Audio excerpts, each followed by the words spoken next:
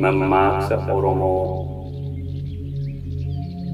yoo itti hubatanii ilaalan tafkiin ija qaba.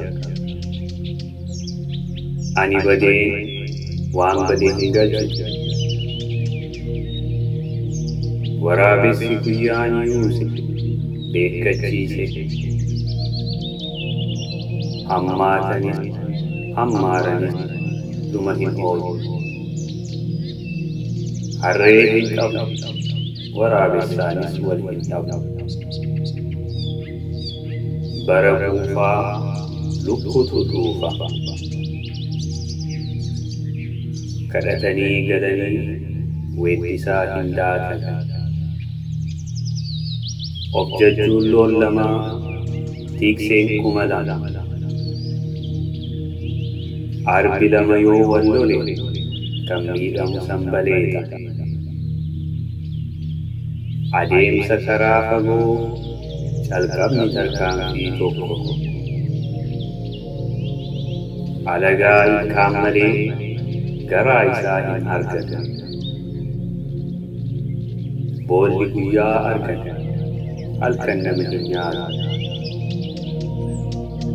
Alagaan gaafa kolfaa birri gaafa galataa. Tiikseen taakkutti dhiistee dhundhumatti kaati. Osoo horiin hin galin hattuu mooraa guutte. Roobiin garbaa baatee fiixeensa arraabu.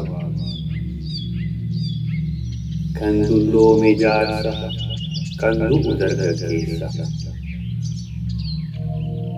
Gurri dabarsaan ollaa walitti naqa.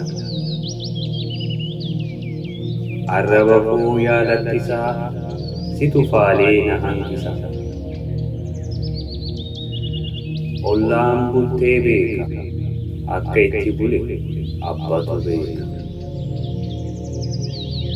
Waan daawwattaniif galatoomaa. Viidiyoo kanaaf laayik kennaa.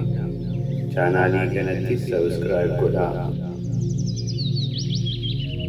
Hamma viidiyoo biraatiin wal agarruutti nagaan naaf turaa.